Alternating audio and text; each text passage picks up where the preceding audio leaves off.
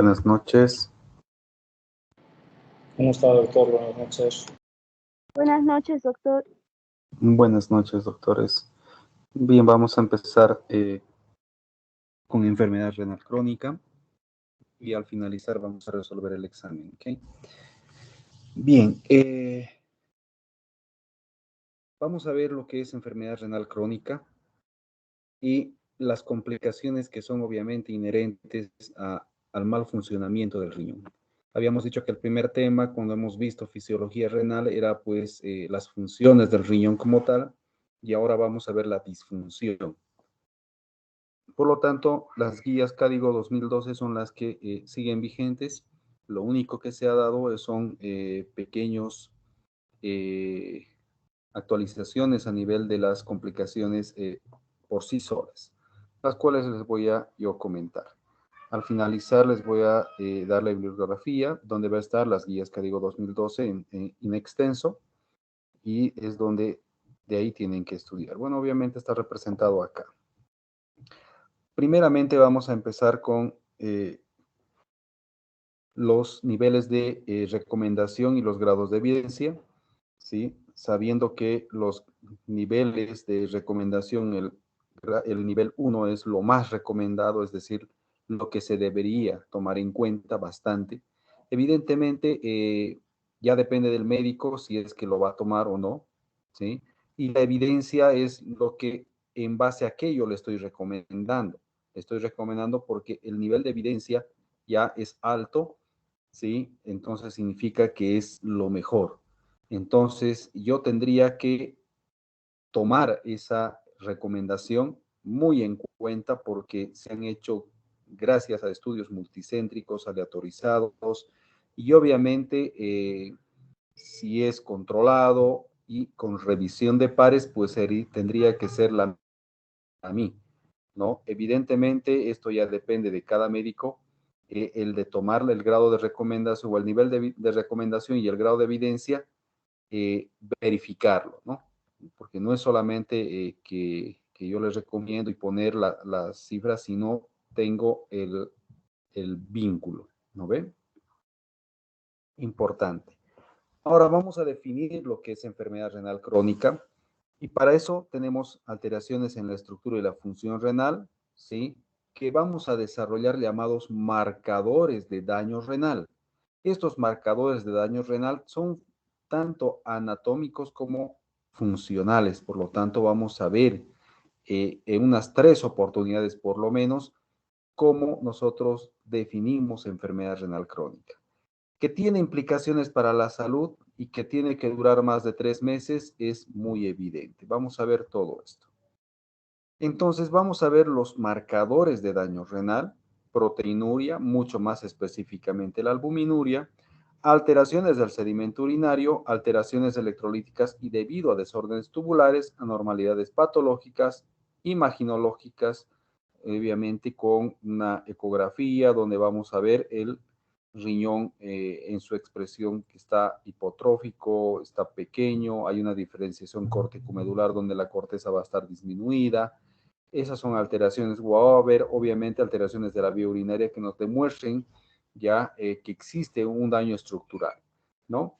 La historia de trasplante renal evidentemente es cuando existe un paciente con enfermedad renal crónica. Criterios para definir enfermedad renal crónica tenemos que tener la duración mayor a 3 meses. Obviamente la tasa de filtrado es la mejor prueba para determinar si hay lesión renal, y obviamente el tiempo ya tiene que ser más de 3 meses. La tasa de filtrado, pues su valor normal es 125 ml minuto, que ya habíamos hablado. Cuando empezamos nosotros a decir enfermedad renal crónica, tiene que haber una tasa de filtrado menor a 60 ml minuto, es decir, a partir de 59 ml minuto, ya podemos considerar como una enfermedad renal crónica, pero tiene que haber pasado 3 meses. Si el paciente, obviamente, existieran dudas, pues se hace la determinación de la tasa de filtrado en base a la cistatina C, que ya lo vamos a ver posteriormente. Otros criterios son la albuminuria, mayor a 30 miligramos en 24 horas, o una relación albúmino-creatinuria mayor a 31 gramo de creatinuria. Anormalidades en el sedimento urinario, anormalidades electrolíticas y otras desórdenes tubulares como las acidosis tubulares renales, las alteraciones para concentrar la orina, anormalidades detectadas por histología, anormalidades estructurales detectadas por imágenes, ya como ya les había explicado hace rato, historia de trasplante renal y obviamente la disminución de la tasa de filtrado que nuevamente les estoy repitiendo. Entonces, tenemos que definir, tienen que existir por lo menos dos criterios para decir enfermedad renal crónica, ya, o una nefropatía crónica. Muchas veces solo existe una. En este caso, puede solamente existir la albuminuria, ya, por lo tanto, podríamos ahí empezar a investigar una nefropatía. Ahora, esta nefropatía, si es más de 3 meses, el tiempo lo define como enfermedad renal crónica. Ahora, en cuanto a la tasa, si solamente la tasa de filtrado ha salido alterado, pues se tiene que hacer una determinación en base a la cistatina C o una relación en base a la creatinina y la cistatina C para confirmar o descartar el diagnóstico de enfermedad renal crónica. ¿Sí? Por lo tanto, ahí lo mismo, albuminuria mayor a 30 miligramos en 24 horas, relación albúmino-creatinuria mayor a 31, en el sedimento urinario si hay hematuria macroscópica o microscópica con glóbulos rojos dismórficos, cilindros de glóbulos rojos, de glóbulos blancos, cilindros grasos o granulares si son delgados, pueden ser agudos, si son crónicos, pueden ser crónicos, células epiteliales, desórdenes tubulares como la acidosis tubular renal, diabetes insípida nefrogénica, pérdida renal de potasio, como sucede en la acidosis tubular renal, proteinuria, no siempre albúmina, también inmunoglobulinas, complementos, factores de coagulación que pueden perderse, alteraciones patológicas demostradas por, obviamente, microscopía como enfermedad glomerular, enfermedad vascular, enfermedad tubulointersticial y otras como los quistes y enfermedad genética. Tenemos que ver las ecuaciones que utilizamos para determinar la tasa de filtrado glomerular. Estas son la modificación de la dieta en el enfermo renal, que es el MDRD, y el CKD-EPI, que es una ecuación del enfermo renal epidemiológicamente hablando. Miren todo lo que tendríamos que hacer, 186 por creatinina plasmática, por edad, o sea, eso es elevado a las potencias. Todo esto tendríamos que hacer. Gracias a Dios estamos utilizando nosotros lo que se llama las ecuaciones. Y estas ecuaciones ya vienen en aplicaciones. Y en estas aplicaciones nosotros lo único que tenemos que llenar son 4 variables, ¿no? El MDRD existe de 4 y de 6 variables. Ustedes tienen que llenar las 4 variables, donde la primera variable es la creatinina, la otra es la edad, si es negro o no negro, y el otro obviamente es si es varón o si es mujer. Por lo tanto, importante que nosotros conozcamos las 4 variables que tenemos que llenar. Nuevamente, en la CKD-EPI, que hoy en día es la mejor ecuación para determinar la tasa de filtrado glomerular, tenemos que llenar la creatinina, tenemos que llenar la edad, tenemos que llenar la raza, tenemos que llenar si es varón o si es mujer. Por lo tanto, son las 4 variables que nos van a determinar y que nos vamos a acordar siempre que tenemos que tomar en cuenta. La proteinuria puede ser por aumento de la permeabilidad glomerular, por incremento en la concentración plasmática, por la reabsorción a nivel de los túbulos incompleta o la pérdida de proteínas renales, ya sea del riñón o la vía urinaria, que es muy rara.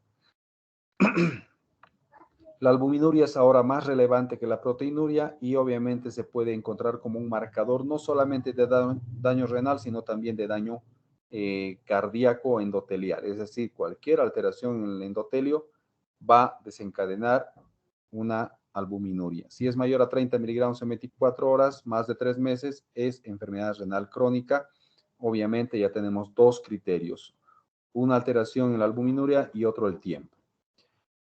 En el sedimento urinario, pues se puede encontrar células tubulares, glóbulos rojos, glóbulos blancos, cilindros, que ya habíamos hablado, alteraciones electrolíticas.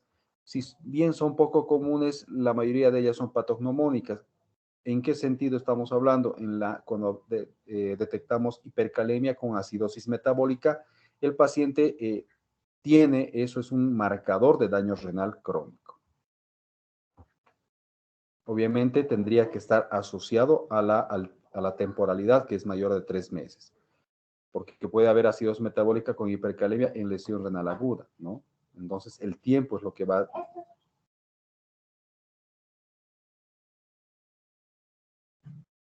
Sírvete otro, mi amor. Bota eso y sírvete otro. Las implicaciones para la salud. Se asocia a un amplio rango de complicaciones que conducen a resultados adversos para la salud. Es increíblemente porque realmente los factores que conllevan a desarrollar enfermedad renal crónica se han incrementado. ¿Cuáles son las causas más frecuentes? Ahí tienen la diabetes mellitus. La diabetes mellitus se ha incrementado tanto así que se ha considerado una pandemia, porque en todo el mundo realmente la diabetes está arrasando y es la primera causa de enfermedad renal crónica terminal en programa de hemodiálisis en todo el mundo. La hipertensión arterial, que también es una causa muy frecuente de enfermedad renal crónica, pues también está incrementándose. Esto lo hace altamente prevalente, con complicaciones y que limitan la actividad de los pacientes. Por lo tanto, es una enfermedad incapacitante, la enfermedad renal crónica. No puedes ya comer como antes, no puedes hacer tus actividades como antes, tienes que vivir dependiendo de medicación. Estamos hablando entre 4 a 10 medicamentos al día. Tienes que asistir, si es que estás en diálisis, a diálisis trisemanales mínimamente, si quieres estar bien, ¿no? En otros lugares, en otros países del mundo, como vamos a ver la siguiente clase, cuando hablemos de diálisis, incluso hacen diarios, ¿no? Y obviamente les resulta mejor porque obviamente tienen mucho más acceso a estos equipos en otros lados. Les requiere el, el consumo de dinero, ya, de una familia, de un centro de salud, de un sistema de salud, bastante, sí. Por lo tanto, en la mayoría de los países se la ha denominado y se la ha eh, implantado como un programa nacional de los sistemas de salud. En Bolivia está más o menos en veremos, porque si bien existe el programa, ya no está del todo definido, no está con toda la ayuda que se necesita, por lo tanto, estamos ahí a medias, ¿no? Como el Sistema Nacional de Salud o el SUS, perdón, el Sistema Universal de Salud o el Seguro Universal de Salud, que bueno, para el gobierno nomás creo que funciona bien, pero realmente la familia o las personas que van y asisten a este seguro, pues tienen bastantes limitantes, bastantes déficit y al final termina pagando como un privado, ¿no? Es muy frustrante, ¿no? Que estos pacientes piensan con la ayuda, piensan que les va a cubrir y todo eso, pero realmente no se cuenta con todos los insumos, no está bien organizado, por lo tanto es muy difícil acceder a eso, ¿no? Pero evidentemente, pues hay que esperar, es nuevo y tener la fe de que pues pueda mejorar esto. Obviamente la situación económica no solamente es para la familia, sino para todos los pacientes, con el estrés, con la familia. Imagínense, una diálisis cuesta $100 trisemanal, es decir, 3 veces por semana, son $300 por mes, y ahí estaríamos hablando de 3 por 4, $12,200 mes solamente en diálisis, ¿no? Imagínense medicación y algunos otros estudios que se les pide. Es bastante caro, ¿no? Por eso se lo ha determinado como un programa en algunos sistemas de salud y obviamente es gratuito. Pero gratuito en el sentido de que pues al paciente puede que no le cueste nada, pero al gobierno y al Estado, es una situación pues que tiene que cubrir, ¿no? La estadificación se puede dividir según la causa, la categoría en base a la tasa de filtrado y la categoría en base a la albuminuria. En base a la causa, pues se la puede clasificar si es sistémico, si es una enfermedad sistémica o una enfermedad primaria. Si es una enfermedad, el nivel donde se encuentra la lesión, enfermedad glomerular, enfermedad tubulointersticial, enfermedad vascular o que puede ser primaria a nivel de los, obviamente, riñones congénitas y que estas pueden ya diagnosticarse en niños, ¿no? La clasificación en base a la tasa de filtrado, según las guías CADIGO, se los divide en grado 1, grado 2, grado 3A, grado 3B, grado 4 y grado 5. Obviamente, los que se toman a partir de las menos de 60 ml minuto ya es un estadio 3A y ya tendría que denominarse enfermedad renal crónica. El estadio 3B ya es moderada o severamente disminuida. El estadio 4, que se la denomina etapa predialítica, porque ya el paciente tendría que estar en el nefrólogo tendría que estarle ayudando, viendo todo lo que es las valoraciones con nutrición, con todas las especialidades, psicología, tendría que estar haciendo los laboratorios, serologías, todo como para que prepararlo para la diálisis. Necesita valoración psicológica, explicación de la familia, apoyo familiar, porque va a requerir de la intervención y el cuidado en la familia. No es un tratamiento que sea así, ya venga, ya vamos a dializar, no es así. Se necesita el compromiso del paciente, de la familia, porque la diálisis es un procedimiento invasivo que tiene algunas complicaciones que se tiene que hablar al paciente y a la familia porque se tiene que cuidar, ¿no? Y ahí ya se ve el acceso, si es por catéter, si es por fístulas, dependiendo, incluso algunos ven antes de llegar al 4 el trasplante y otras cosas. Ya el estadio 5 es menos de 15 ml minuto y obviamente acá ya es una enfermedad renal crónica terminal donde el paciente ya está dializando y va a depender mucho de la evolución, de la calidad de la diálisis, de la disminución de los factores de riesgo cardiovascular para que ese riñón no progrese y tenga que estar muriendo antes de lo debido. La clasificación en base a la albuminuria se la clasifica en A1, A2, A3, mientras más proteinuria exista. Mientras más albuminuria, mayor grado de en el A1, A2, A3. ¿No? En el A1 es leve, moderadamente incrementado, en el incrementado a 30 a 300 y mayor a 300 severamente incrementado, donde obviamente el paciente debería ser visto ya por nefrología. La valoración de la tasa de filtrado glomerular se le hace en base a la cistatina C para confirmar enfermedad renal crónica. Ahí decíamos, imagínense que el paciente solamente tenga entre 45 a 59 ml minuto sin otro marcador de daño renal. Acá se hace una tasa de filtrado en base a la cistatina C y una relación en base a la creatinina y la cistatina C. Si es menor a 60 ml minuto, se confirma la enfermedad renal crónica y si es mayor a 60 ml minuto, descarta la enfermedad renal crónica. ¿Por qué utilizamos la cistatina C como marcador de función renal? Pues tiene muy buena correlación con el aclaramiento de creatinina, ya es mucho más preciso porque es una proteína que está producida en todas las células nucleadas, no depende de la masa muscular como en la creatinina, por lo tanto, tanto en varones como en mujeres es similar niveles de serología, ¿no? O niveles de concentración, perdón. Entonces, lo que hace es que sea uno de los mejores hoy en día considerado como el gold estándar para hacer la tasa de filtrado glomerular. Obviamente, esto todavía hoy en día se está haciendo, ¿ya?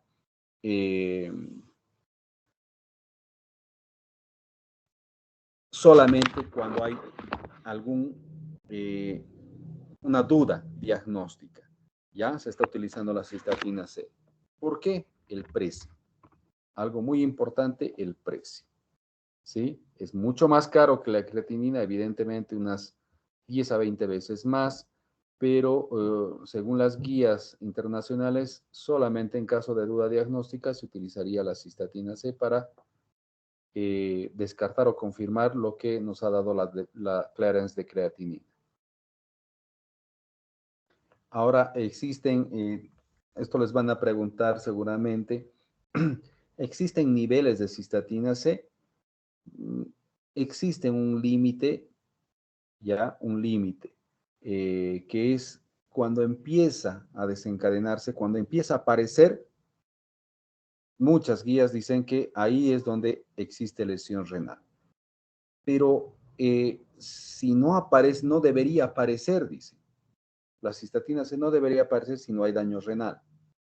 Pero existen cifras, ¿ya? Donde puede aparecer cistatina C sin tener daño renal. Pero por encima de esas cifras, recién se valoraría lo que es lesión renal, ¿ya? Entonces, son situaciones que ustedes van a ver en los libros. Cuando la cistatina C está por encima del valor de referencia, ahí tenemos que decir lesión renal aguda. ¿Ya? Es importante que tengamos en cuenta esto o enfermedad renal crónica, pero por encima de los niveles aceptables, ¿ok? Ya hay en Google van a ustedes ver que no hay cistatina C en la sangre y solamente cuando aparece desencadena lesión renal aguda. No es tanto así, ¿ya? Por eso acá les estoy explicando, aquí la creatinina sérica, los valores normales. Obviamente entre varón y mujer siempre hay diferencia por la masa muscular. La cistatina C tanto en hombre como en mujer es menor a 0,8 miligramos por litro. Por lo tanto, importante que nosotros tengamos en cuenta esto. Ahí está la relación entre una diferencia entre la creatinina sérica y la cistatina C sérica, ¿ya? En varones, en mujeres. Fíjense que en varones, en mujeres, en la cistatina C es igual. En el otro, pues pueden variar incluso. Generalmente la creatinina sérica se acepta internacionalmente en la mujer hasta 1,2 y en varones hasta 1,3. Eso se está tratando de estandarizar. Esperemos que hasta el 2025 ya exista esta estandarización. Se mide, obviamente, la cistatina C en caso de duda diagnóstica, para confirmar o descartar, ¿no ve? La valoración de la albuminuria se tendría que realizar así. Primero, albuminuria, creatinuria, una relación albúmino-creatinuria, una proteinuria, una relación albúmino-proteinuria en orina, una tirilla, ¿no? Que nos puede demostrar si hay o no proteínas en la orina.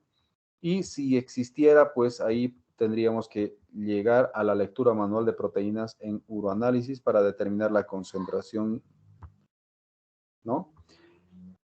Causas que puedan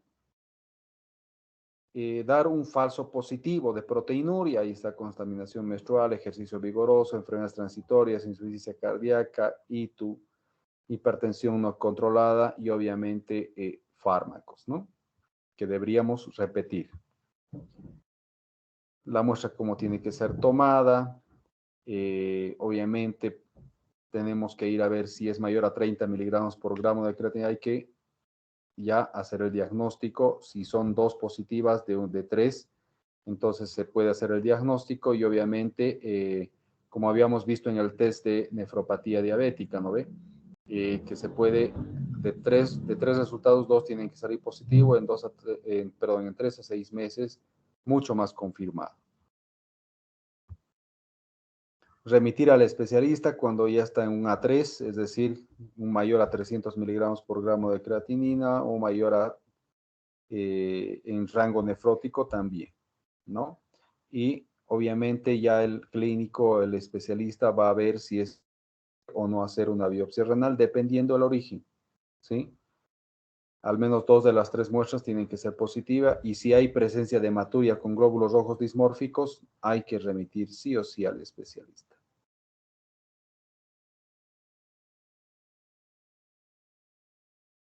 Progresión y pronóstico de la enfermedad renal crónica, pues lamentablemente acá, a mayor grado de disminución de la tasa de filtrado glomerular y mayor eliminación de albuminuria, el riesgo cardiovascular va a incrementarse desde verde hasta rojo, que es algo malo. ¿Entienden? Entonces, mientras más disminuido esté la tasa de filtrado glomerular y más proteinuria tenga o albuminuria, entonces este paciente pues va a progresar y va a tener mayor riesgo cardiovascular. Y ese riesgo cardiovascular es hacia la muerte. Entonces lo dividimos en riesgo bajo, asintomático, riesgo moderado con síntomas relativos, riesgo alto con síntomas y signos con complicaciones y muy alto riesgo cuando ya el paciente es terminal, ¿no? Y constantemente estamos combatiendo los mecanismos de compensación como son la hipertensión, como ser la anemia y obviamente importante. Evaluar datos de progresión de enfermedad también es importante. Hay que ver tasa de filtrado glomerular, hay que ver albuminuria, al menos anualmente si el paciente está controlado. Verificar si hay datos de progresión. Ya eso significa pacientes descompensados que puedan estar crisis hipertensiva, que pueden estar mal controlados la diabetes, que no estén cumpliendo la dieta, ¿no? Entonces hay que siempre verificar eso. Examinar causas, ya, de progresión, causas reversibles. ¿A qué tenemos que se llama esas causas reversibles? Es lo que les decía, estos factores de riesgo, la diabetes, la hiperglicemia, la hipertensión, la dislipidemia. Si esto no está bien controlado, pues evidentemente vamos a saber que el paciente está progresando la enfermedad. Pero si nosotros controlamos estos factores de riesgo, evidentemente nos llamaría la atención que el paciente disminuya su tasa de filtrado o empeore, ¿no ve? Entonces ahí ya yo tendré que pensar si está controlado. Entonces verificaré que todo esté controlado, que la hiperglicemia, la dislipidemia, que esté tomando sus medicamentos, que su presión esté normal, que esté disminuyendo el consumo de sal, ¿no? Que no haya infecciones. Si todo eso marcha bien, entonces significa que muy probable es que sea progresión de enfermedad y obviamente los años hay que ver. Aquí tenemos, según la tasa de filtrado, la progresión de enfermedad renal crónica. El descenso de mayor a 5 ml minuto en un año es un criterio de progresión. Otro criterio de progresión, un filtrado glomerular mayor a 10 ml minuto en 5 años, también es un factor de progresión. O el deterioro mayor a 25% del filtrado o un incremento del cociente de albuminuria. Estamos hablando con relación al A1, A2 o A3. Entonces, si es que hay un deterioro y hay la albuminuria en grado aumenta, pues hay que pensar en un grado de progresión. Predictores de la progresión son todos los factores de riesgo que nosotros tenemos que evitar. Evidentemente, la edad es un factor de riesgo, pero es no modificable, no podemos modificar, ¿no? No, tú tienes 70, ahora vas a tener 60, ¿no? No podemos hacer eso. El sexo también es un factor no modificable, ¿sí? Pero los otros sí podemos modificar, ¿no? Y evitar y controlar. Tratamiento de la progresión y complicaciones de la enfermedad renal crónica, pues tenemos que controlar todos los factores de riesgo, en este caso la hipertensión arterial, a través de del bloqueo del sistema renina-angiotensina-aldosterona con lo que hemos visto en hipertensión de los IECAS y los ARA2. Siempre empezar con IECAS primero y obviamente ARA2 si es que hubiera alteración o poca tolerancia. Lo importante es llegar menor a 130/80. Generalmente en los pacientes diabéticos se trata de mantener las presiones menor a 130/80. Si ya se diagnostica nefropatía diabética, hay versiones que se indica que pues lo ideal es que las presiones lleguen a 125/75. Pero de manera general, menor a 130/80, ese es el objetivo. Evidentemente se prefieren primero los IECAS si hay intolerancia a los ARA2. Lo importante es disminuir la proteinuria o evitar que aumente y que progrese, ¿sí? No se ha demostrado que IECAS más ARA2 sea mejor. Por lo tanto, mayor toxicidad, sí, pero mejores resultados, no. ¿Qué intervenciones entonces podemos hacer en los enfermos renales crónicos? Control de la presión arterial, control de la hiperglicemia, control de la sal, evitar fumar, hidratación adecuada en vez de gaseosa, agua, actividad física constante y regular, ejercicios aeróbicos y evitar la automedicación. Eso es lo que se debería fomentar. Un paciente que tiene enfermedad renal crónica tiene mayor probabilidad de tener lesión renal aguda, sí. Entonces, un paciente que tiene algo de base es mucho más probable que tenga una lesión renal aguda. ¿Ya? Importante.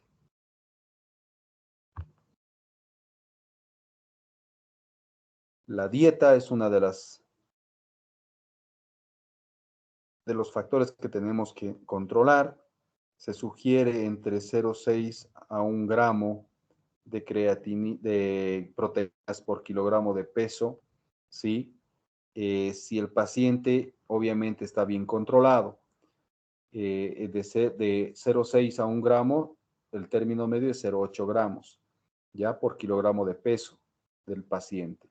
Si el paciente tiende a la desnutrición, podemos incrementar hasta 1,2, 1,3 gramos por kilogramo de peso si es que hay o el paciente está tendiendo a la desnutrición, ¿no?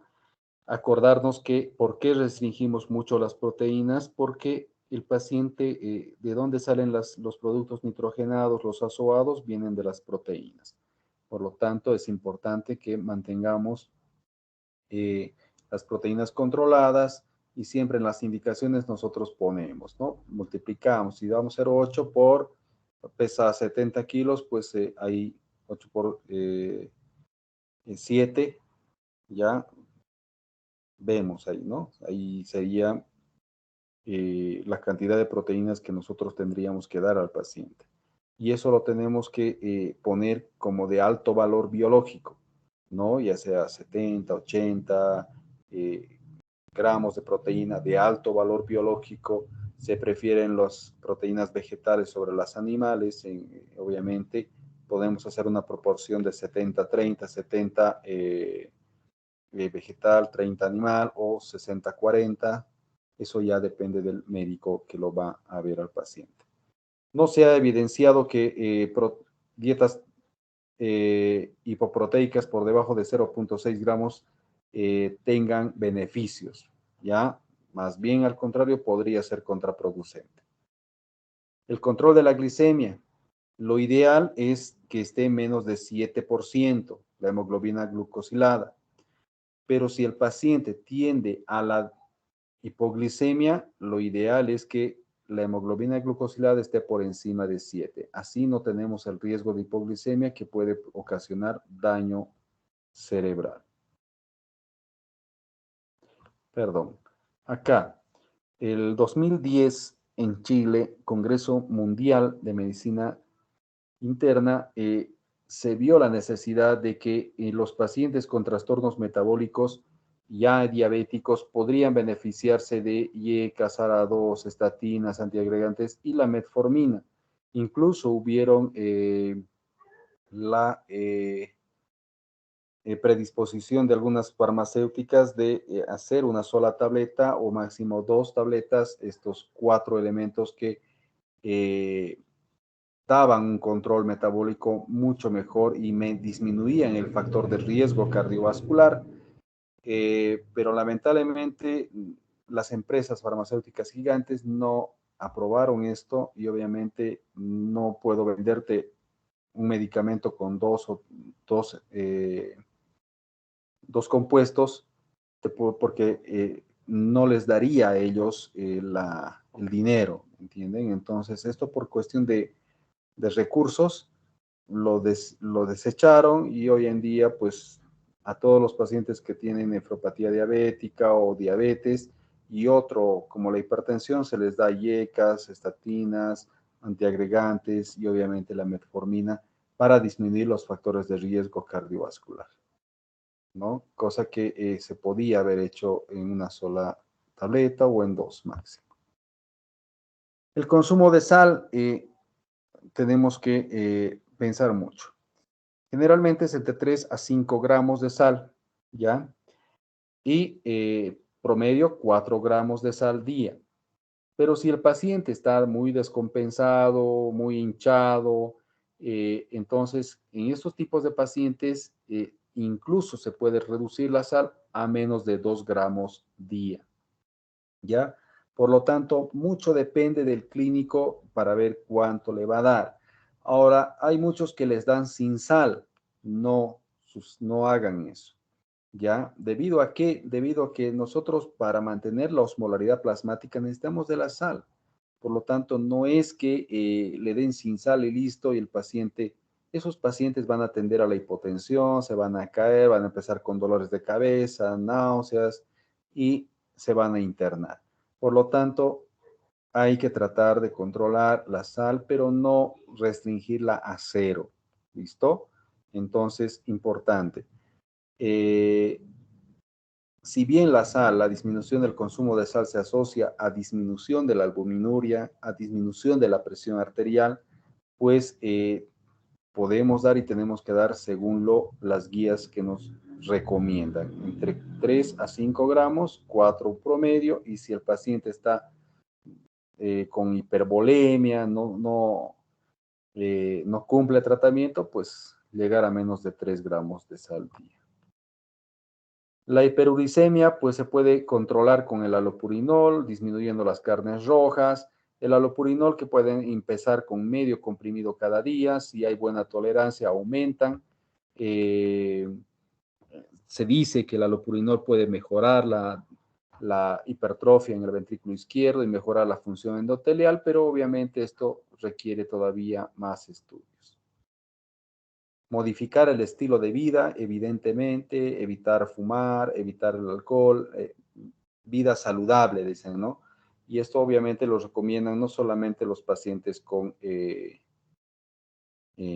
problemas nefrológicos, sino también cardiovasculares.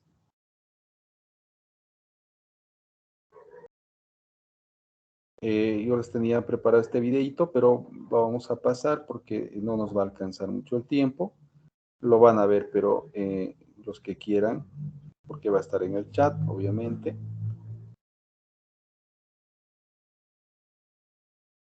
Vamos a ver las complicaciones relacionadas con la pérdida de función renal. Habíamos visto las funciones del riñón. Ahora vamos a ver la disfunción. Y cuando existe disfunción, empieza a aparecer anemia, hipertensión, déficit de 1,hidroxivitamina, vitamina D3, acidosis metabólica, hiperfosfatemia, hipoalbuminemia, hiperparatiroidismo secundario. Y obviamente ahí tenemos que incluso ver la desnutrición, tenemos que ver la dermatopatía crónica, la piel se vuelve más morena debido a la estimulación de la PONC, ¿no? Y obviamente empieza el músculo a hipotrofiarse. Entonces, no solamente es esto, ¿no? Hay daño muscular, hay daño de la piel, hay daño de los huesos, osteodistrofia renal, hay predisposición a infecciones. Es increíble lo que pasa en los enfermos renales crónicos. Como su nombre dice, ¿no ve? Crónico es incapacitante, es limitante para muchas personas. En la anemia, si bien el protocolo y las guías recomiendan no transfundir a pacientes que tengan, que estén por encima de 7 gramos de hemoglobina, ¿ya? Y obviamente que no exista sintomatología, ni hipovolemia, ni hipotensión, pues no se los transfunde, ¿sí? Pueden los pacientes renales crónicos soportar entre 7 a 10 gramos de hemoglobina, pero si hubiera entre este valor, obviamente a los pacientes con menos de 7 sí se les transfunde. pero si es de 7 a 10, solamente cuando exista clínica o se ve que existe progresión de la enfermedad. Entonces ahí ustedes tienen que transfundir evidentemente porque hay hipotensión, hay hipovolemia, hay progresión, o sea, tenía el paciente 3 de creatinina y ahora tiene 5. Esos son factores que pueden influir para que la creatinina se haya elevado, la depuración de creatinina se haya disminuido la tasa de filtrado glomerular, ¿no? Entonces, ahí sí, si el paciente va a ser operado y tiene enfermedad renal crónica, mínimamente requiere de 10 gramos de hemoglobina, ¿sí? Y hematocrito 30%, ¿ya? Entonces, importante, ¿ya? Importante que ustedes sepan eso.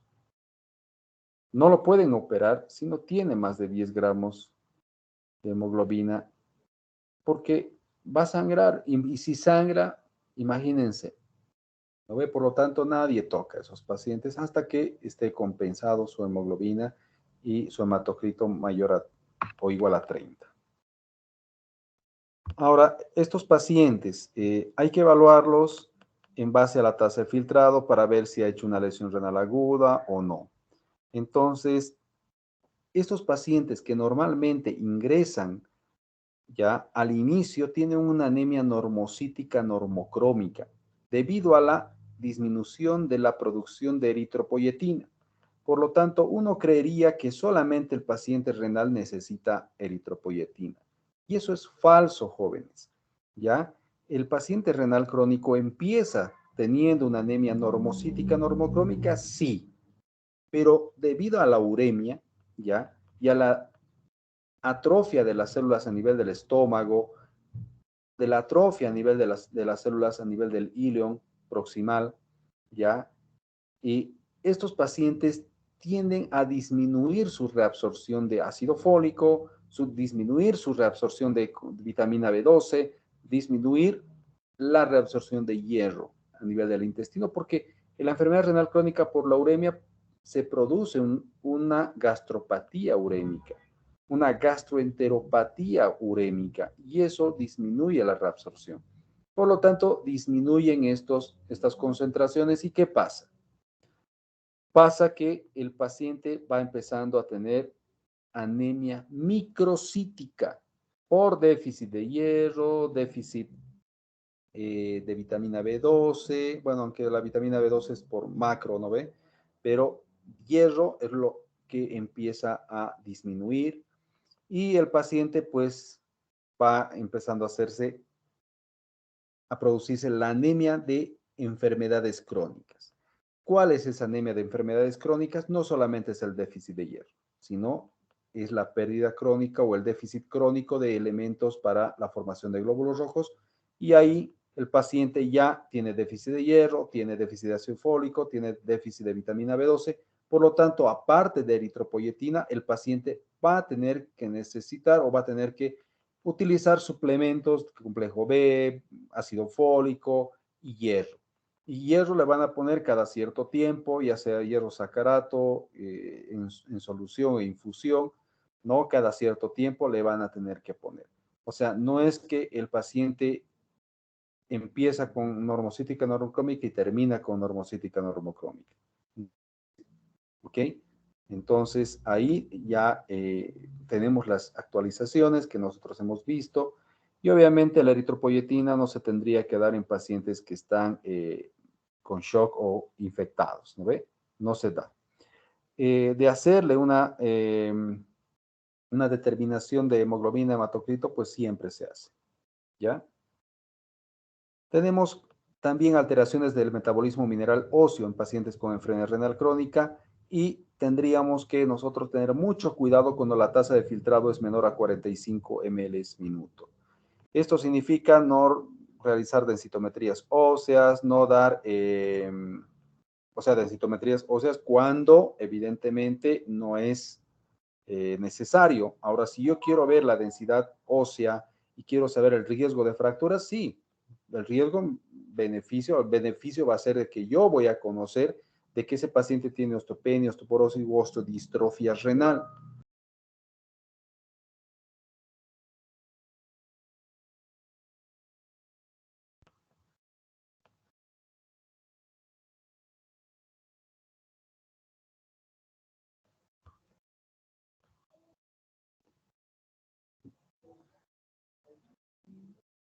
Ok, ok, vale, vale. Vale, Pablo. Entonces, ahí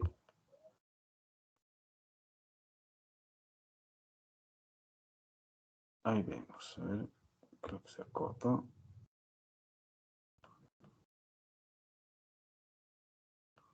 Ahora sí. Se ve, ¿no? Hola, Sí, hola. doctor, se ve. Ay, ay, ay. Bien, entonces, solamente si nos va a beneficiar para conocer el grado, el riesgo de fractura, ya sea de columna, de cadera, nos va a beneficiar de hacer un estudio. Si no, no. Podemos hacer determinación de calcio, fósforo, que siempre se hace en todo paciente renal, eh, para ver el grado de hipocalcemia, no solamente iónico, tenemos que hacer calcio sérico y calcio iónico, ¿no? Fósforo, porque si hay el fósforo elevado, el calcio va a estar bajo. Si el calcio va a estar bajo, el fósforo va a estar elevado. Y si hay hiperfosfatemia, es un pronóstico malo, no es bueno. En pacientes renales que dializan, también tenemos que hacer fósforo, porque si el fósforo está elevado, significa que el paciente no está bien, no está dializando bien, y eso incluso te puede demostrar que la calidad de diálisis que está recibiendo el paciente no es buena. ¿Sí? Por lo tanto, es un dato que nos puede ayudar a determinar la calidad de diálisis y obviamente los azoados, ¿no? Si tú dializas y estás con los mismos valores después de dializar, significa pues que no estás dializando bien, ¿no? La calidad de diálisis no es buena. Entonces se determina estos valores de fósforo para también hacer eso. Y si las cifras de fósforo están elevadas, se asocia a mayor mortalidad. Por lo tanto, es importante eso. No solamente se pide fósforo, también calcio, obviamente, y en base a eso estos pacientes reciben ya calcios, ya sea asociado o no a quelantes de calcio, ¿sí? Más o no con vitamina D3. Entonces, imagínense, ya son 4 medicamentos, ¿no ve? A ver, eritropoyetina, ácido fólico, hierro, complejo B4, más calcio, más vitamina D3, ya serían 5 medicamentos, ¿no ve? Ahora asocienlo a un bifosfonato, ¿no ve? Que ayuda a fijar el calcio.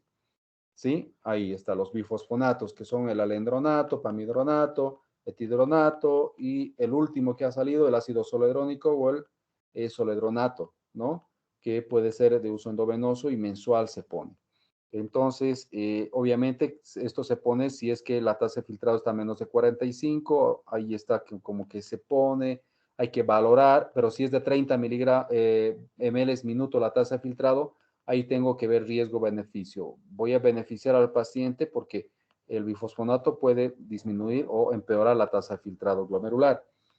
Evidentemente, se lo tendría que hacer si el riesgo de fracturas es muy alto, se le puede dar, ¿no? Alendronato, que se da una vez por semana, ¿sí? El soledronato, que se da una vez al mes.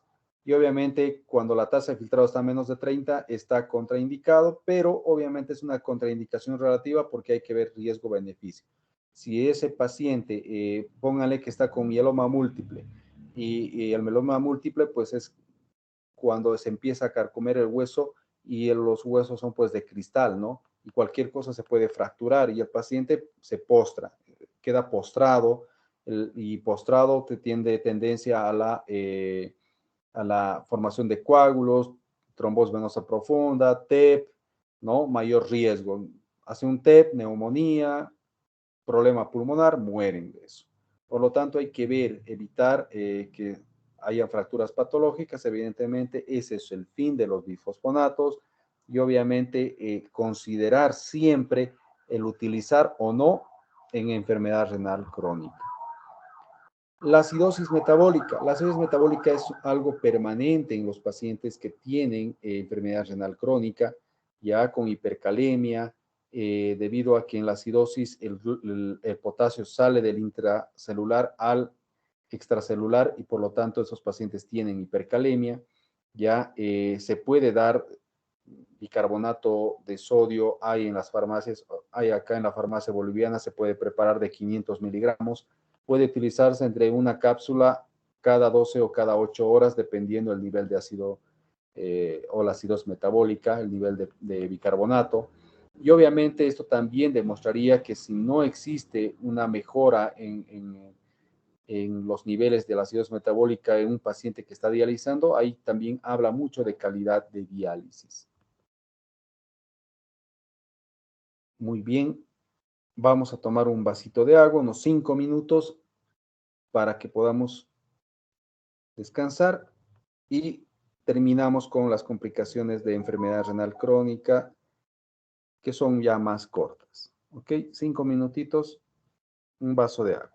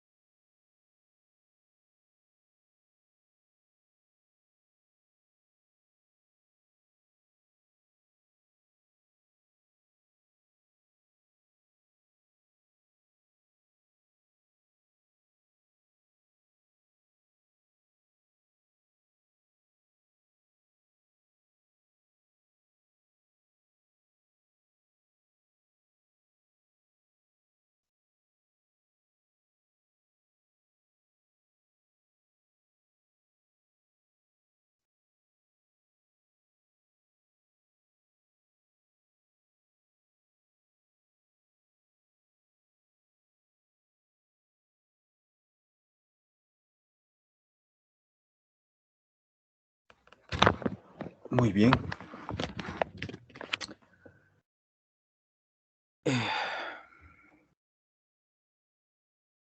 Bueno, las complicaciones pues son netamente cardiovasculares. Habíamos dicho que el enfermo renal crónico muere de colapso cardiovascular. Dentro de las complicaciones cardiovasculares más frecuentes de estos pacientes es la enfermedad cerebrovascular, infarto agudo de miocardio, que es una complicación muy frecuente y atípica en los pacientes renales crónicos. Ya no se presenta de las características típicas de un paciente con dolor y todo esto, debido a que existe la polineuropatía urémica, ¿no? Que puede desencadenar datos atípicos de un infarto. ¿Cómo se lo puede monitorizar a estos pacientes con riesgo cardiovascular? Tenemos los péptidos natriuréticos. Estos péptidos natriuréticos, doctores, tanto los auriculares como los cerebrales, ya hoy en día son utilizados como marcadores pronósticos y de evolución en los pacientes, obviamente en países de Europa, Estados Unidos, con situaciones económicas altas. Toman una determinación al inicio del tratamiento y 2 a 3 meses después llaman al paciente y controlan. Si el péptido natriurético se ha mantenido o se ha elevado, mal control y pronóstico malo. Pero si el péptido natriurético baja en la concentración, pues evidentemente el riesgo cardiovascular de estos pacientes es favorable. Así se los controla, ¿ya? No solamente estos péptidos natriuréticos significa que solamente sea un pronóstico para el riñón. No, estamos hablando de monitorización de riesgo cardiovascular, ¿ya? Y en la insuficiencia cardíaca hoy en día, es una de los marcadores pronósticos que se utiliza, ¿ya? Pero podemos nosotros también utilizar en los enfermos renales crónicos debido a los factores de riesgo que tienen de morir con esta enfermedad cardiovascular. En estos pacientes, cuando las troponinas son positivas, en pacientes renales crónicos, hay que tener algo muy en cuenta. Una golondrina no hace una primavera. ¿A qué me refiero? Que si yo tengo solo troponinas positivas en un enfermo renal crónico, tengo que asociar a otro criterio de los 4 que existen hoy en día. De los 4 criterios que existen hoy en día, ya, solamente 3 tenemos en Bolivia, ya, de los 4, porque no hay cardioresonancia, no hay cardiotomografía, ¿sí? Entonces, tenemos que tomar los 3 criterios: clínico, electrocardiográfico y enzimático o laboratorial, ¿no ve? Entonces, muy frecuentemente, debido a la endotelitis que se produce en los pacientes con enfermedad renal crónica, puede salir troponinas positivas, pero hay que asociarlo a clínicas, ¿ya? Y tener un electrocardiograma seriado. Evidentemente, podemos asociar el imagenológico que tenemos nosotros acá, que es una ecocardiografía transtorácica que nos puede dar datos de fracción de eyección, nos pueden dar datos de acinesia, hipocinesia o discinesia del músculo, de la motilidad del músculo, ¿ya? Sí, eso nos puede servir, pero no toda troponina positiva en el enfermo renal crónico es diagnóstico de síndrome coronario agudo o de infarto, ¿ya? Pero hay que tomarlo con pinzas. Si hay troponinas positivas, hay que hacer electrocardiograma y obviamente llamar al especialista. Acuérdense que el enfermo renal crónico tiene características atípicas, ¿ya? Obviamente, y peor si es diabético y si es en diálisis. Ahora, si el paciente está en las primeras etapas y va a tener un dolor precordial y puede tener un dolor característico, pero ojo, si el paciente está dializando, peor si es diabético, cuidado, que puede no haber el dolor precordial característico de todo paciente crónico. Bien, entonces se recomienda también a los pacientes renales crónicos detectar alteraciones de la de las arterias periféricas, siempre se toma los pulsos arteriales periféricos, tanto de los miembros superiores como de los inferiores. Importante ver alteraciones venosas, ¿ya? Y obviamente evitar en estos pacientes cosas apretas y obviamente lesiones de piel. Se tiene que utilizar los medicamentos en base a tasa de filtrado glomerular, ¿ya? Principalmente los antibióticos que hoy en día se utilizan de manera indiscriminada, pues hay que adecuarlos a tasa de filtrado glomerular, evitar nefrotóxicos, ¿sí? Y hoy en día ya tenemos aplicaciones, obviamente que son pagadas, pero el que quiere, pues a medida que vaya practicando ya va memorizando y todo eso, porque la memoria evidentemente es frágil, pero la experiencia hace al maestro. Ustedes no se desesperen. Lo que pueden incurrir al dar sin saber, eso sí es negligencia, pero no es negligencia que ustedes pues estudien o vayan verificando, vayan sacando tasa de filtrado glomerular y en base a eso, con las aplicaciones que ya existen hoy en día, adecúen y hagan las cosas bien. Lo peor es sin saber dar un medicamento, eso es lo peor, ¿ok? Hoy en día tenemos que ir agarrados de la tecnología porque la tecnología, jóvenes, nos ayuda a cortar tiempos, ¿ya? Y es en beneficio del paciente, ¿ya? No estoy hablando, obviamente, de doctor Google, ¿no ve? Estoy hablando de aplicaciones médicas certificadas, obviamente son pagadas, les digo, ¿no? Pero es obviamente en beneficio de ustedes, porque es su prestigio que se va a jugar en, en esta etapa. Bien, ahí está en la metformina, por ejemplo. Evitar hierbas, evitar, ¿no ve? Ahí, pues, yo he hablado de esto mucho. Hay productos que si bien no hacen mal a nadie, pues la asociación de estos, cuidado, es hay que evitar hierbas, principalmente si no conocen, ¿ya? Hay unos productos que estaban ahí, los chupapanzas que llamaban las dietas en base a productos verdes, ¿ya? Está bien, pueden haber tomado mucha gente, pero no frecuentemente, o sea, no todos los días, no exagerar, ¿no? Ahí yo conozco el famoso chupapanzas para disminuir de peso, lesión renal aguda, terribles, ¿no? Hay algunos productos que, si bien de manera idiosincrática pueden producir lesión renal aguda, pues producen, ¿no? Ahí está la carambola, ahí está el chuchusmuti, que obviamente no es el chuchusmuti como fruto, es su planta, es su hoja, ¿ya? Es conocido como el tarwi, ¿no ve? Pero no es el producto, ¿ya? Es la planta. Esa planta tiene hipoglicemiantes, ¿ya? Pero obviamente no está estudiado, por lo tanto no es recomendado y hay algunos médicos tradicionales que utilizan, ¿ya? Como hipoglicemiante, pero ojo, tiene que ser estudiado, no usen a libre demanda estas hierbas. La metformina se puede utilizar cuando la tasa de filtrado es mayor a 45, si está entre 44 a 30 hay que evaluar riesgo-beneficio, ¿no? Y está contraindicado menor de 30 ml minuto. Hay que reducir algunos nefrotóxicos, incluso los inhibidores de la calcineurina como son la ciclosporina, ¿ya?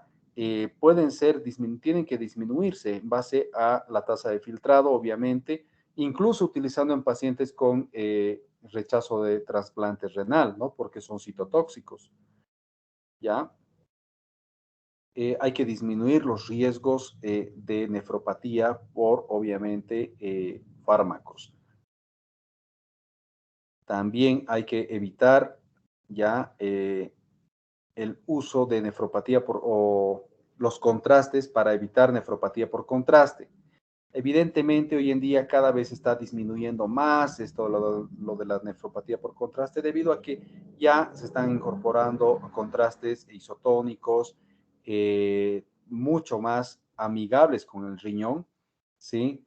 Y por lo tanto, ya los protocolos de los radiólogos también están la cantidad bastante bien dosificada para evitar la lesión renal aguda inducida por contraste.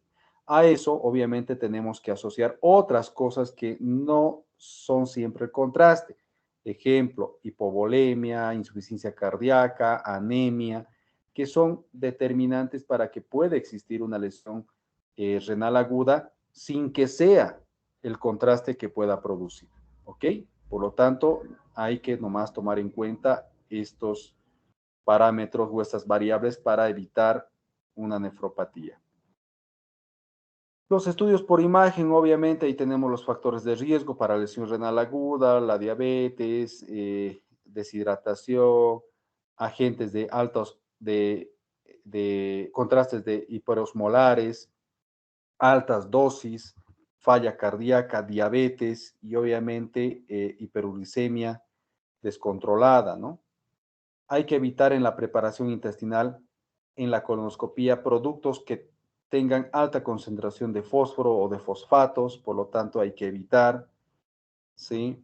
Para evitar su reabsorción y el fósforo aumente y el calcio va a disminuir y obviamente eso es un factor de mal pronóstico. Evitar los factores para infecciones como la hipoalbuminemia, obviamente la edad no podemos evitarla, terapia inmunosupresora, obviamente que no esté ajustada a tasa de filtrado, la anemia y la malnutrición, la uremia, las discapacidades funcionales, obviamente que parten de una incapacidad estructural, ¿no? Las obstrucciones ureterales, uretrales, que pueden predisponer a aumentar lo que es el riesgo de infecciones por alteraciones en la estructura de la vía urinaria. Alteraciones como la diabetes, obviamente, si la hiperglicemia no está bien controlada, pues es un factor, porque es un caldo de cultivo, ya sea a nivel de la orina, ya que puede llegar la infección. ¿Cuándo referir al paciente a una institución de mayor complejidad? Cuando existe un síndrome urémico que no sea o que no responda a tratamiento médico. Cuando exista datos de progresión, claramente, ¿sí? O cuando exista sedimento urinario activo, hay que enviarlo. Enfermedad renal crónica con hipertensión resistente a tratamiento, hay que enviarlo. Alteraciones electrolíticas o equilibrio ácido-base que no respondan a tratamiento médico, enviarlo. ¿Sí? Importante. Cuando referir, ahí fíjense, nosotros deberíamos referir solamente cuando empezamos a ver los rojos. Lamentablemente en Bolivia no hacemos eso. Aquí en Bolivia se refiere al paciente a tercer nivel cuando está en el amarillo. Imagínense, cuando deberíamos monitorizar, derivamos a tercer nivel. Esto es debido, obviamente, a la falta de preparación, actualización. No voy a decir capacitación, porque cuando decimos capacitación, le estamos llamando un mal, un mal concepto, ¿no ve? Incapaz. Supuestamente, cuando hablamos de capacitación, significa que el individuo está incapaz para cumplir esa función. Por lo tanto, no hablamos por ética ahora, tenemos que decir actualización. Entonces, esto es debido a la falta de actualización de los colegas que pues derivan, ¿no? Desde que deberían monitorizar, derivan, ¿ya? Y es como si al paciente lo batearan, ¿ya? Me he librado. Lamentablemente sucede eso, jóvenes, sucede. ¿Ok? Entonces, importante que nosotros tengamos en cuenta que se debe monitorizar al paciente, se debe disminuir los factores de riesgo, evitar nefrotóxicos, hacer todo lo que hemos avanzado para evitar referir innecesariamente a veces al paciente. Pero bueno, en Bolivia funciona. ¿Por qué? Porque refieren temprano y obviamente hay beneficios para los que refieren temprano. Evidentemente, el especialista lo va a ver, ¿sí? Y eso va a reducir muchas cosas, va a mejorar el estado nutricional, mejor manejo, Obviamente sí, pero si se dan cuenta en una referencia que ustedes envíen, ese paciente tiene que estar entre 3 semanas a un mes porque para eso hay campo en los especialistas. A no ser, obviamente, en la pública, ¿no ve? Siguiendo las normas de la seguridad del seguro universal y todo eso, entre 3 semanas a un mes para que agarre una ficha para el nefrólogo, ¿no? Entonces, obviamente, va a esperar todo ese tiempo y obviamente que podía haberse beneficiado si se actualizaran los colegas, ¿no? En primer nivel. Pero bueno, se gana. Remitió temprano, ganó porque el paciente tiene menos complicaciones, evidentemente. Ahí está. Referencia temprana, menor mortalidad, menor estancia hospitalaria y obviamente la evolución mejora. El paciente que se refiere tardíamente, mayor mortalidad y obviamente mayor estancia hospitalaria y obviamente las complicaciones son mayores. El manejo del paciente con enfermedad renal crónica es de atención multidisciplinaria. Todos participan, desde el dietólogo, nutricionista, psicólogo, podólogo, nefrólogo, endocrinólogo, internista, oftalmólogo, podólogo, cardiólogo y neurólogo. Imagínense, es multidisciplinario. Y el vascular, ¿no? El vascular que tiene que ver pie diabético. Ahí tenemos la diálisis, una que sale y otra que entra, obviamente en el filtro donde se intercambian se quedan los azoados por diferencia de concentración y de peso, obviamente, debido a convección, que ya vamos a ver. La terapia de reemplazo renal en quienes iniciar en todo paciente que tiene síndrome urémico que no se logre revertir con tratamiento médico, se tiene que dializar. El trasplante renal, que puede ser de donante fallecido, donante vivo. El donante fallecido mucho es en países de primer mundo hay, ¿no? Pero obviamente tiene que cumplir, ¿no? Los criterios, no tiene que haber fallecido, creo que máximo 4 horas de fallecido, ¿no? Obviamente de muerte cerebral estamos hablando, ¿no? Donante vivo, sobrevida depende del estado inmunológico del receptor, posibilidad de nefropatía crónica, rechazo crónico, sí, fíjense en la imagen, ahí el trasplantan, y eso no quiere decir que el paciente no tenga rechazo, vamos a ver los criterios, todo lo vamos a ver referente a trasplante renal, ya, yo creo que hoy no nos va a alcanzar, pero vamos a ver la siguiente clase. Uso indefinido de inmunosupresores, es decir, cuando el paciente tiene rechazo de trasplante renal, pues lamentablemente, por más que ya haya rechazado y esté el riñón con enfermedad renal crónica, el riñón trasplantado con enfermedad renal crónica, igual se tiene que seguir utilizando inmunosupresores. ¿Ya? Entonces, y es obviamente los inmunosupresores tienen sus factores adversos, ¿no? Sus efectos adversos. Y la mayoría de ellos pues sigue y eso es lo que más deteriora muchas de las veces. El trasplante renal hoy en día está siendo mucho más estudiado, mucho más visto. Acá tenemos colegas que están haciendo un protocolo interesante de trasplante renal para que funcione, obviamente, en el Hospital Belga, para que funcione a todo nivel. Recomendación. 4 pilares. Primero, todo tiene que hacerse en base a la educación en salud, promoción, prevención, no solamente al paciente, sino también al entorno. ¿Sí? Porque de ahí va a partir todo para que se modifique el estilo de vida, hagan una vida saludable, ¿no?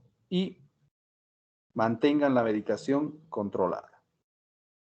El manejo conservador integral siempre hay que tener una valoración por el psicólogo, porque cuando el paciente ya no tiene criterios para diálisis, hay que mejorar la calidad de vida y obviamente se tiene que dar cuidados al final de su vida.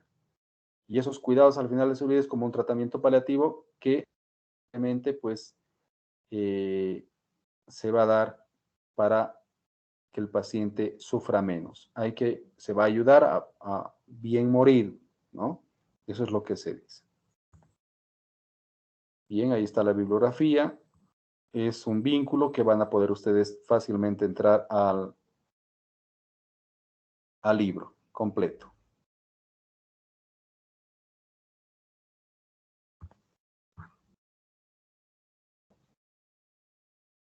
Muy bien, vamos a entrar a la lista.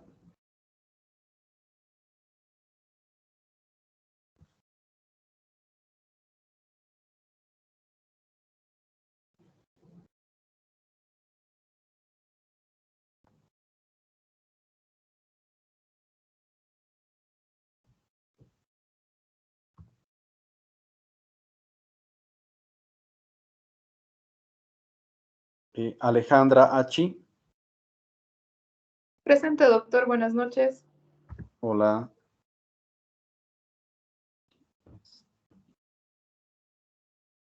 Araya Damir. Presente, doctor. Buenas noches. Hola. Arias Adriana. Presente, doctor. Buenas noches. Hola. Vida Arrázola. Arroyo Alejandra. Presente, doctor. Buenas noches. Hola. Rodrigo Valderrama.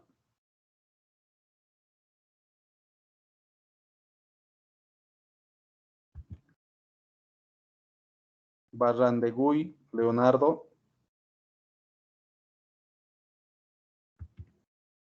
Joel Bonilla.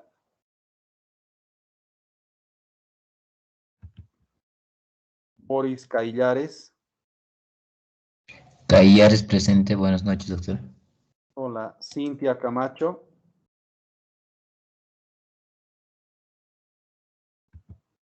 Céspedes Ariel.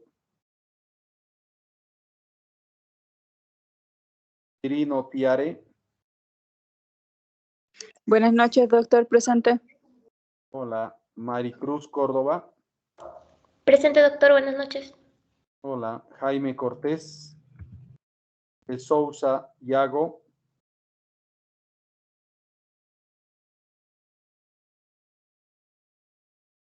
Espinosa Juan. Presente Espinosa, doctor. Ferreira Davi.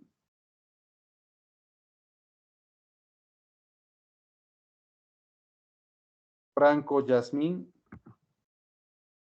Presente, doctor. Buenas noches.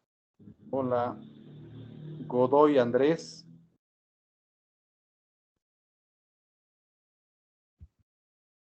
Gutiérrez María René.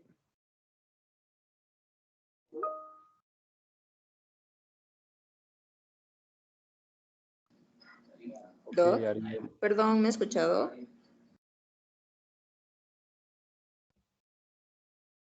María René Gutiérrez. Sí, perdón, es que no podía activar el micrófono, Doc. Ok. Sunilda Guzmán. Presente, doctor. Buenas noches. Hola, Sunilda. Nidia Herbas. Presente, doctor. Buenas noches. Soto todavía no te he llamado. Dayana Lozano. Presente, doctor. Buenas noches. Hola. Nilda Medrano. Presente, doctor. Buenas noches. Michelle Medrano.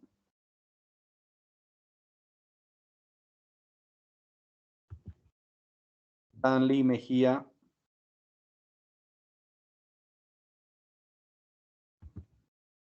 María René Mendoza.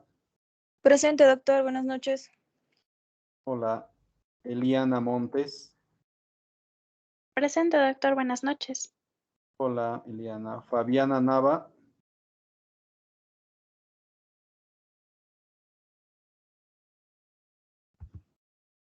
Vanessa Ocampo. Presente, doctor. Buenas noches.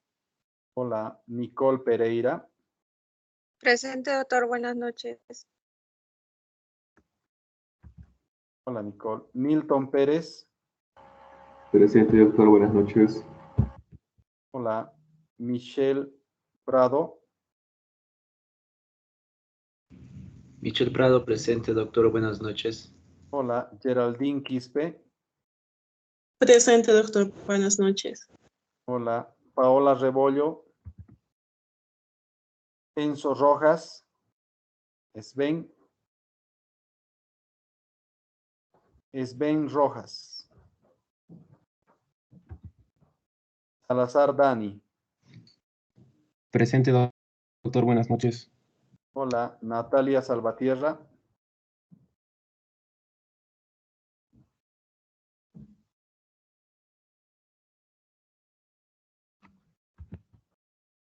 Cristian Sandoval.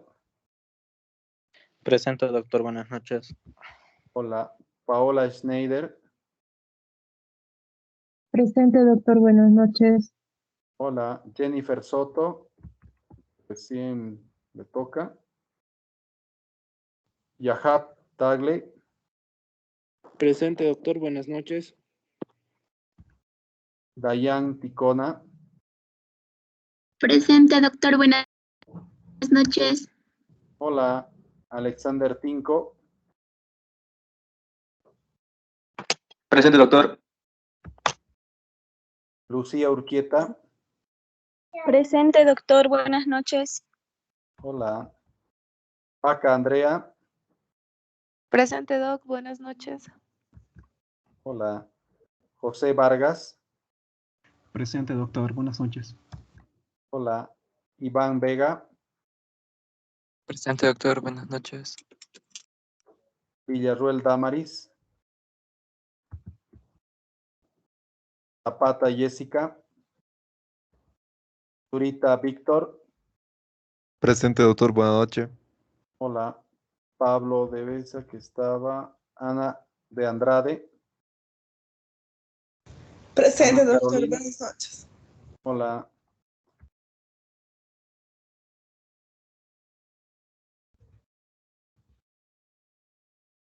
Muy bien. Doctor, buenas noches. ¿Será que me puede agregar la lista Céspedes? Ya te agregué, me escribiste al chat, ¿no ve? Sí, doctor, gracias. Céspedes Guzmán Ariel Francisco. Ya estás. Bien. Vamos a revisar el examen, jóvenes. 5 minutitos.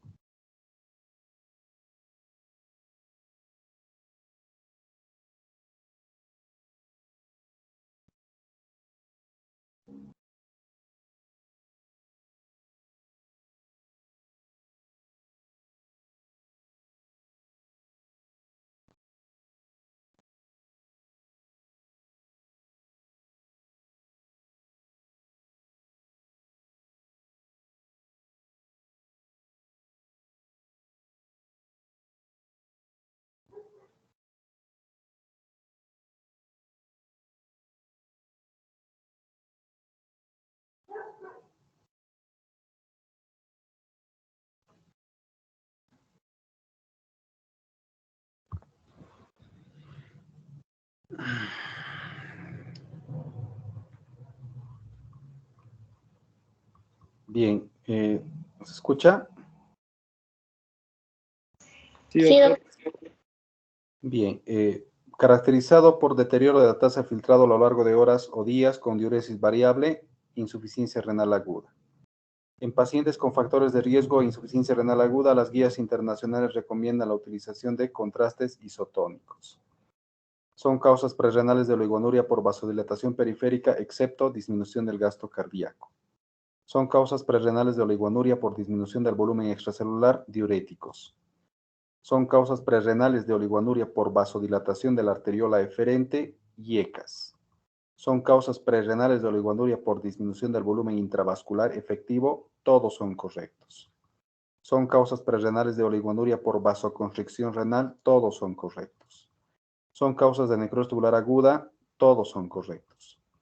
Es la principal causa de oligonuria intraparenquimatosa, necrosis tubular aguda. Síndrome caracterizado por cambios inflamatorios, proliferación celular, infiltración leucocitaria, formación de medias lunas y áreas de necrosis en los glomérulos, síndrome nefrítico. Son glomerulopatías primarias, excepto nefropatía diabética. Son glomerulopatías por enfermedades sistémicas, todos son correctos. Es la manifestación más frecuente de síndrome nefrítico, hematuria. Son glomerulopatías primarias que causan síndrome nefrótico en adultos, glomerulonefritis membranosa. Glomerulopatía primaria que cursa con proteinuria muy selectiva, albúmina, nefrosis lipoidea o enfermedad de cambios mínimos. Glomerulonefritis que tiene poca respuesta a corticoterapia, focal y segmentaria. Glomerulonefritis que tiene frecuentemente progresión a enfermedad renal terminal, focal y segmentaria. El objetivo terapéutico de pacientes diabéticos con hipertensión menor a 130/80. Causa más frecuente de enfermedad renal crónica terminal en hemodiálisis, diabetes mellitus.